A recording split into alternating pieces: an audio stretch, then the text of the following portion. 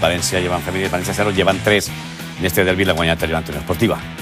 Anem a veure el resum de seguida d'este partit. La setmana passada, te'n recordes que presentàvem a l'entrenador del Llevant, que estava prou cabrejat en els seus jugadors? El del Llevant, sí. El del Llevant. Doncs avui ha fet menció, i també anem a sentir-lo, que diu que si això fa que després vinguen els resultats com el d'avui, cada setmana una bronca. Bronca. El València Femines no alça el cap i encara no ha pogut sumar cap punt des que va començar la Lliga. Avui han acumulat una nova derrota al derbi front al Llevant, un partit dominat per les xiques d'Antonio Contreras.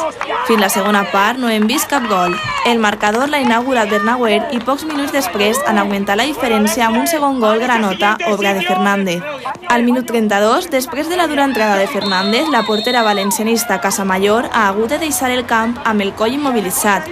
A la del Llevant li ha costat l'expulsió en veure la segona groga i com Xavi Tamarit havia esgotat els canvis permesos, la jugadora de camp Salo ha hagut de posar-se els guants. No ha tingut massa èxit, ja que ha encaixat un gol d'Alexia que ha tancat un marcador de 0-3 per a les llevantinistes. Si al final me tengo que cabrear para que el equipo tome esa actitud, no se preocupe, si yo me voy a cabrear todos los días, no pasa nada.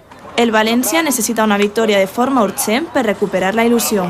Som un equip bo, creguem en el que tenim, l'any passat fou una bona temporada, hem fet bons partits i sols tenim que tindre un bon resultat per començar a remuntar això.